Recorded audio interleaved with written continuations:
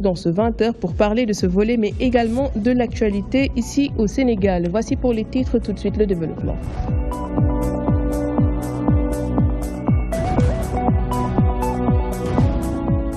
Sénégal, le pays foncier, est confronté depuis certaines années à un véritable problème de terre. Une famille demeurant à la patte d'oie est victime d'un scandale foncier au profit d'un agent des impôts et domaines. Selon le porte-parole, la famille a été expulsée sans aucune sommation. L'on appelle la justice sénégalaise à l'arbitraire face à cette épreuve de force. Les précisions de Djibi Sardioni. Cette famille attributaire de cette maison, sise à la Padoua Buldeuse depuis 22 ans, a été victime d'un véritable scandale foncier. Selon leur porte-parole, la famille a payé les frais d'un abus de confiance d'un agent des impôts et domaines. Le problème que nous avons, c'est qu'il y a un homme qui s'appelle Salif Sall, nek impôts et domaines Bourguiba.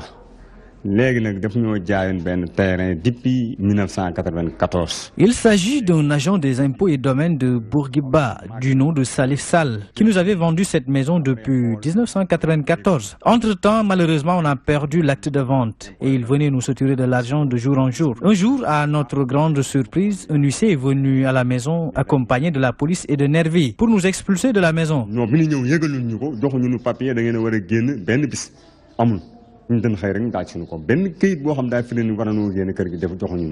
Déterminés à être rétablis dans leurs droits de propriété, la famille Sarr interpelle les autorités sur l'arbitraire et l'épreuve de force que leur oppose Salif Sall.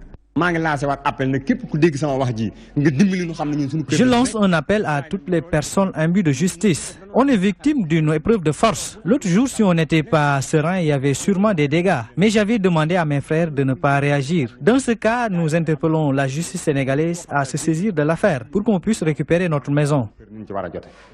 Interpellé sur cette affaire par téléphone, le vendeur, en l'occurrence Salif Sall, estime que la justice a déjà tranché en sa faveur, mais en attendant l'évolution de cette affaire, la famille Sarr ne perd pas espoir et pense que la vérité finira un jour par triompher. Affaire à suivre.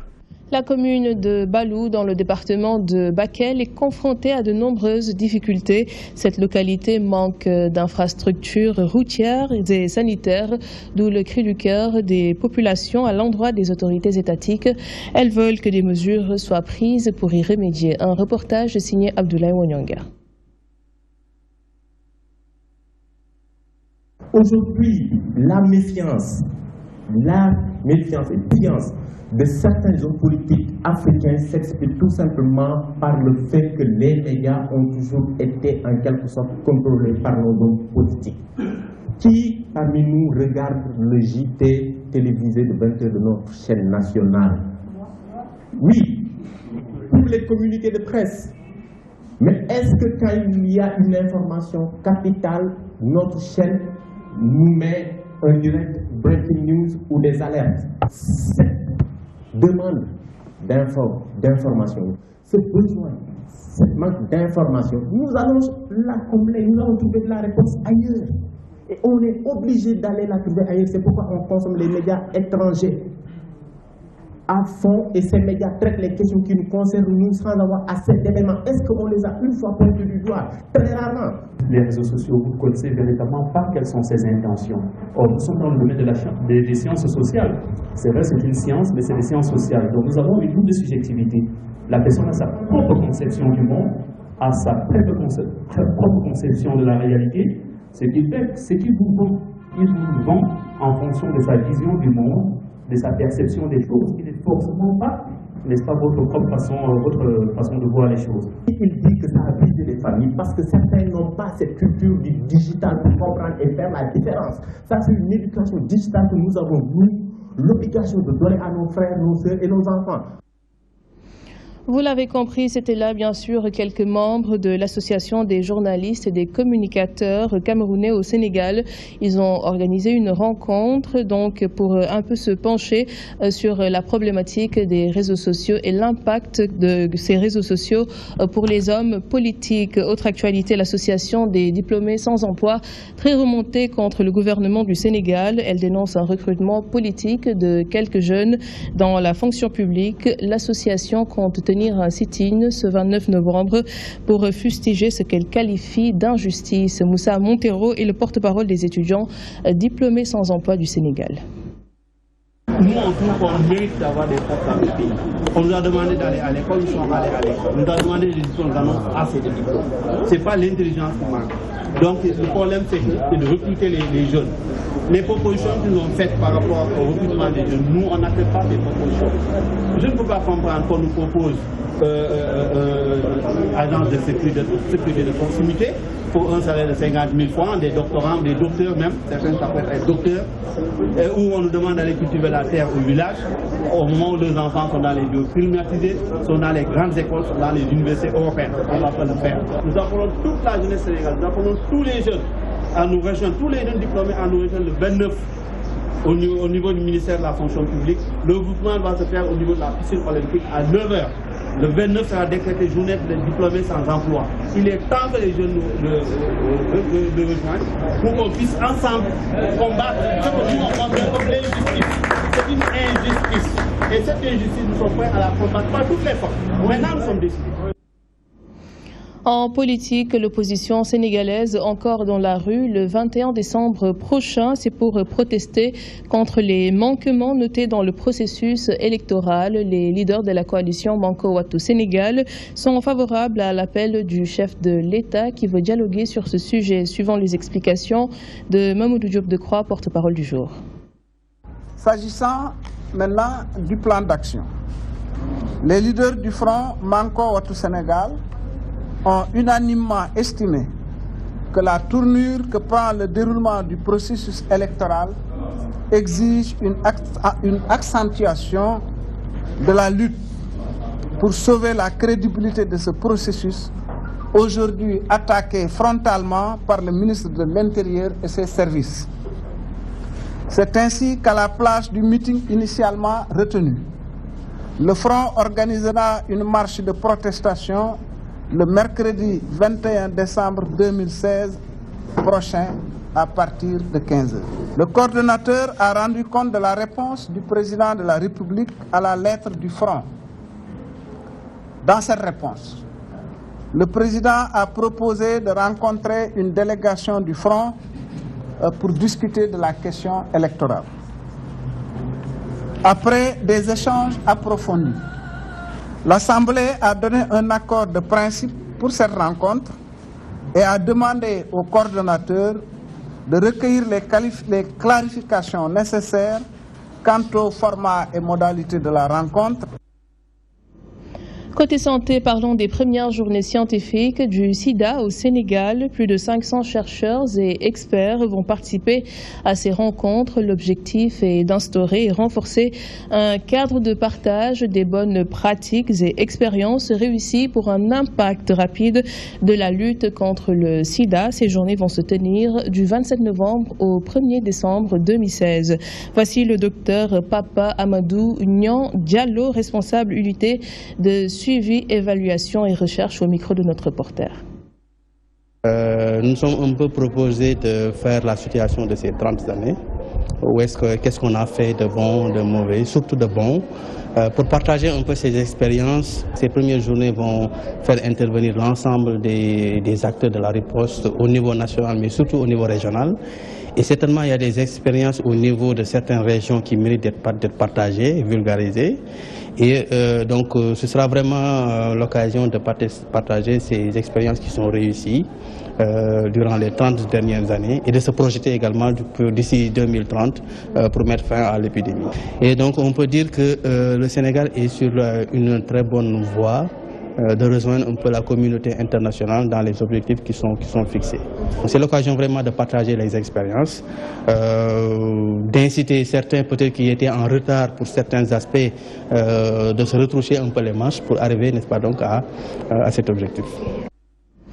Une fois tous les 3 ans, l'Alliance nationale contre le sida se réunit en session ordinaire à travers une assemblée générale. Une occasion donc pour le comité administratif de réfléchir sur les enjeux, les défis liés au VIH-Sida. L'Alliance très active dans la lutte contre le sida au Sénégal devient désormais l'Alliance nationale des communautés pour la santé. C'est pour prendre en charge d'autres maladies liées à l'environnement, à la pauvreté, entre autres. Cette réunion de l'Assemblée générale de l'ANCS, Alliance nationale contre le sida, en session ordinaire, donne l'occasion au comité administratif de la dite Alliance de présenter le bilan des années 2013, 2014, 2015 et de dégager les perspectives de l'organisation. C'est des principes de transparence et de gouvernance et l'Alliance est résolument inscrite dans ces principes-là. Nous avons regroupé plus de 200 de nos organisations membres pour pouvoir discuter, échanger sur les enjeux de la réponse au VIH-Sida. Durant toutes ces années, l'ANCS, qui est une organisation de la société civile, a fait de manière significative la promotion des actions de prévention du VIH-Sida. Elle a appuyé et soutenu les personnes vivant avec le virus, un travail que salue le ministère de la Santé et de l'Action sociale qui estime que l'Alliance a fortement contribué à la stabilisation de la maladie au Sénégal. Il a permis à notre pays d'avoir les résultats qui nous valent d'être cités en modèle de lutte contre le VIH-Sida. En effet, l'ONU-SIDA estime qu'en matière de riposte contre le VIH-Sida, nous sommes sortis de l'urgence. Nous sommes désormais dans un contexte de stabilisation de l'épidémie du sida, avec une baisse significative des nouvelles infections dans la plupart des pays. Un des points essentiels de cette Assemblée générale était le changement de dénomination de l'ANCS, de l'Alliance nationale contre le sida. Elle passe aujourd'hui à l'Alliance nationale des communautés pour la santé. Nous allons travailler sur la santé de la reproduction, nous allons travailler sur les questions d'égalité de genre, mais nous allons travailler également sur des questions de population, des questions d'environnement pour pouvoir répondre au bien-être des communautés et des populations. Pour ce faire, l'ANCS va renforcer et élargir son partenariat, surtout avec le secteur privé, pour mobiliser beaucoup de ressources afin de mieux prendre en charge les personnes affectées par le paludisme et la tuberculose et même d'autres maladies incurables, surtout le VIH-Sida. Et c'est parti pour 16 jours de campagne de sensibilisation sur les violences basées sur le genre, une campagne initiée par le ministère de la Femme, de la Famille et de l'Enfance. La cérémonie de lancement a eu lieu ce vendredi au Monument de la Renaissance africaine et c'était en présence d'Ibrahim Fall. Halte aux violences faites aux femmes au Sénégal. Le taux de prévalence a connu une croissance exponentielle selon des études effectuées par des chercheurs. Ce que cette recherche a révélé, c'est qu'il existe une prévalence importante des violences faites aux femmes au Sénégal, parce qu'on s'est rendu compte qu'actuellement le taux de prévalence est aux alentours de 60% dans tous les ménages sénégalais, mais ce taux de prévalence se répartit de manière différenciée entre les régions. Par exemple, on s'est rendu compte que la prévalence la plus importante est notée au niveau de Diourbel, avec plus de 112%, alors que la région où la prévalence est la moins importante est la région de Saint-Louis, où on a un taux qui avoisine les 45%. Le ministère de la Femme, de la Famille et de l'Enfance veut éradiquer ce phénomène et pour atteindre cet objectif, de nouvelles stratégies seront adoptées. Cette campagne, on la lance chaque année et elle s'étend sur une période de 16 jours, du 20 novembre au 10 décembre, pour que l'ensemble de la communauté nationale, internationale se retrouve, discute, essaie de revoir les stratégies, essaie de revoir les mécanismes et essaie aussi de voir où est-ce que nous en sommes afin de savoir comment avancer. Vous conviendrez aisément avec moi que pour le Sénégal, l'élimination effective et rapide des violences est un défi crucial pour garantir l'atteinte des objectifs de développement durable, en particulier l'ODD 5 d'ici à 2030. Le ministère de la Femme, de la Famille et de l'Enfance, en collaboration avec ses partenaires, compte mettre les bouchées doubles afin de mettre un terme aux violences basées sur le genre, mais particulièrement sur les femmes.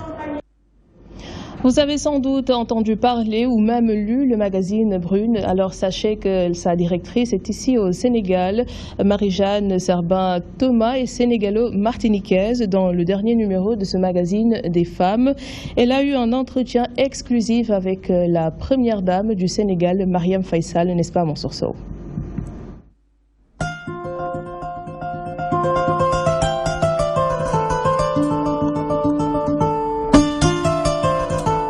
Si c'était un coup d'essai, on aurait pu sans nul doute déduire que c'est véritablement un coup de maître. Marie-Jeanne Serbin-Thomas fait encore parler d'elle. Le magazine Brune, pour son 71e numéro, nous fait encore voyager dans les méandres de la beauté des femmes de couleur. Moi, ce qui m'intéressait, c'est d'être une passerelle en toutes les femmes noires que l'histoire a séparées. Que ce soit les femmes africaines, les femmes antillaises, les femmes noires américaines et les femmes sud-américaines aussi, puisque nous sommes un tout petit peu sur l'Amérique du Sud avec la Guyane. Donc, ce sont des femmes qui ont beaucoup de points communs, mais l'histoire les a séparées. Donc moi, ce qui m'intéresse aujourd'hui, c'est de voir quelle passerelle on peut faire entre elles, comment elles peuvent se retrouver, comment elles peuvent échanger pour finalement se sentir beaucoup mieux. Avec plusieurs cordes à son arc, Marie-Jeanne Serbin-Thomas est journaliste professionnelle. Elle est la première femme noire éditrice d'une revue internationale francophone. Dans ses pérégrinations, elle a rencontré une dame exceptionnelle à tout point de vue, la première dame du Sénégal. Marième Faye Sall était au-dessus de la mêlée. Je l'ai rencontrée dans un cadre où il y avait beaucoup de premières dames, c'était à Brazzaville au Congo. Et pourquoi je me suis approchée d'elle? Parce qu'elle était d'abord la plus grande, mais surtout la plus simple. Alors dans cet aéropage de femmes très élégantes, bijoutées, elle apparaissait un petit peu comme une statue, mais en même temps elle avait beaucoup d'humour, elle riait facilement. Et je me suis présentée à elle et elle a refusé cette interview, mais j'ai réussi à la convaincre. Et moi ce qui m'a intéressée, c'est justement son caractère très fort, très déterminé, et sa volonté de rester telle qu'elle est, quelle que soit la position de son mari. Chevalier de la Légion d'honneur en France, Marie-Jeanne Thomas a marqué depuis les années 90, date de parution du premier numéro de ce magazine, exclusivement consacré à la femme de couleur, la presse francophone. Tel le Sphinx, Brune renaît de ses cendres après une période de traversée du désert. Il est aujourd'hui vendu dans plus d'une vingtaine de pays dans le monde.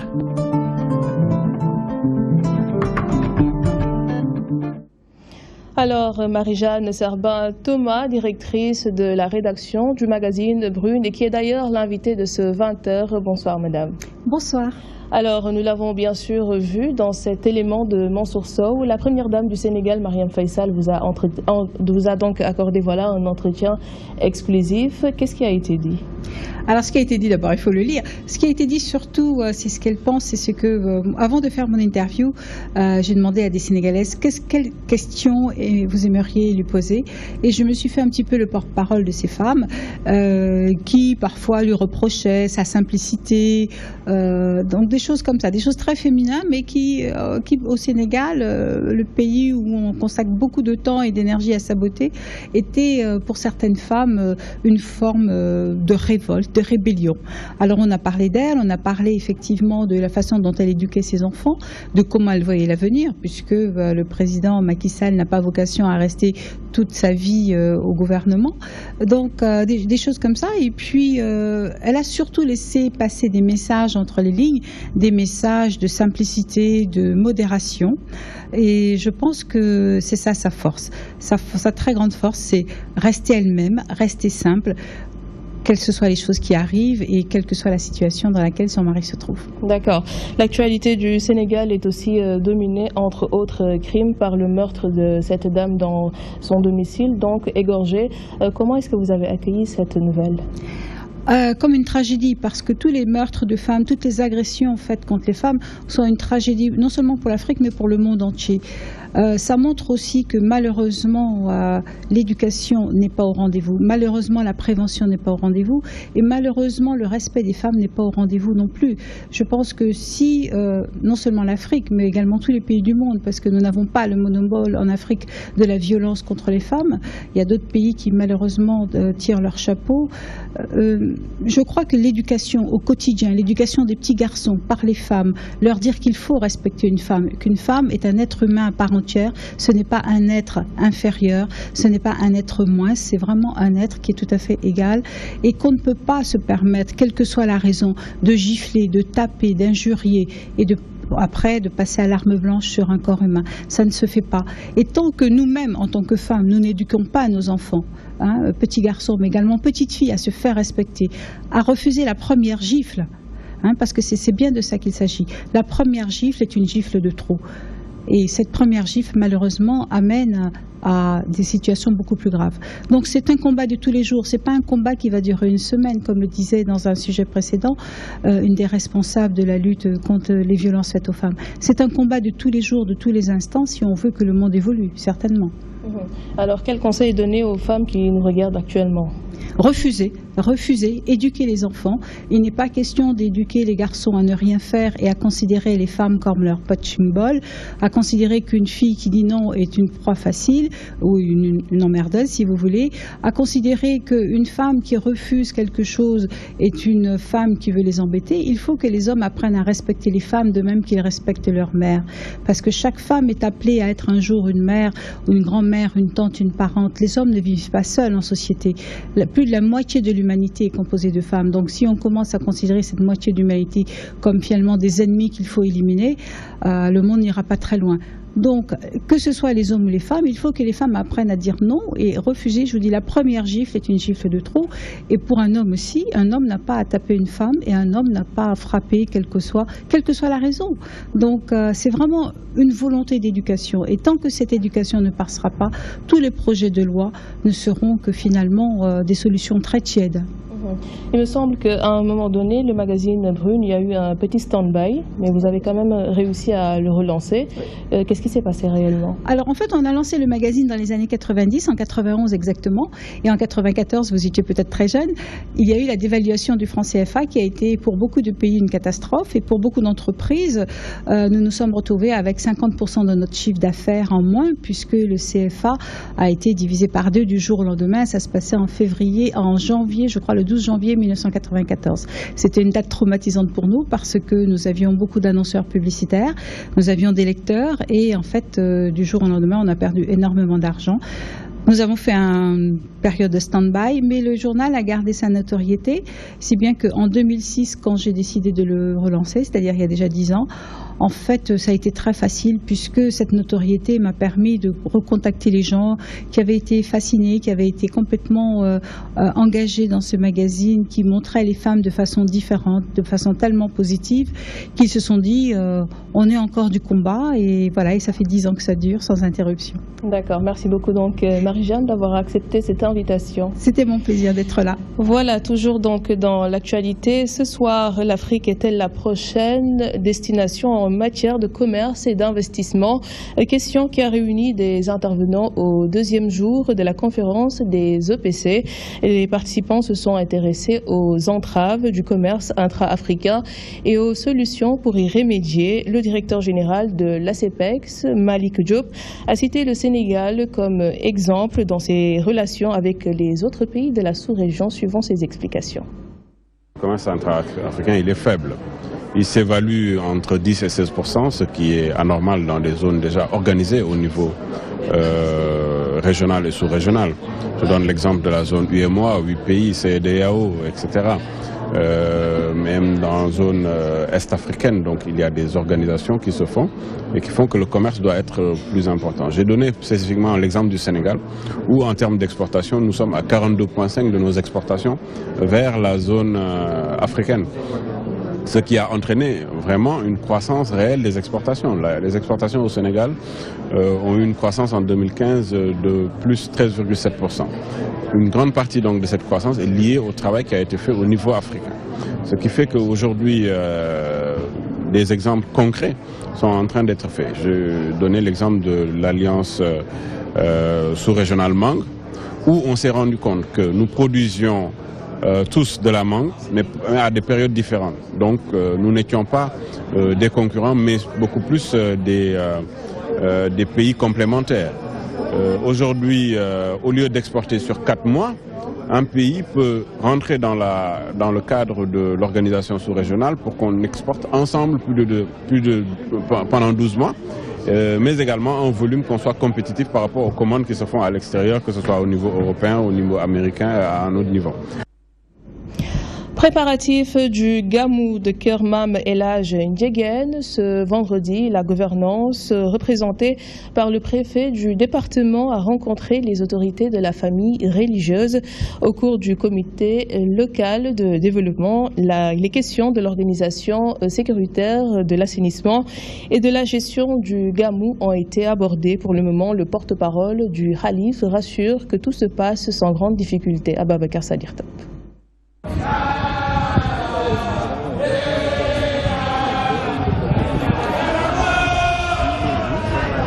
En prélude aux préparatifs du Gamou de Keur Mam El Hadj Ndiéguène, les autorités de la ville de Thiès ont rencontré la famille religieuse. Un comité local de développement a été mis en place pour discuter des dispositifs qui vont permettre le bon déroulement de l'événement. Ce qui a été retenu au cours du comité local de développement, l'ensemble des engagements de l'État en termes de prise en charge de l'expression des besoins formulés par la famille ont été satisfaits. Ce qui fait que nous pouvons espérer nous acheminer vers un pèlerinage qui sera organisé dans les conditions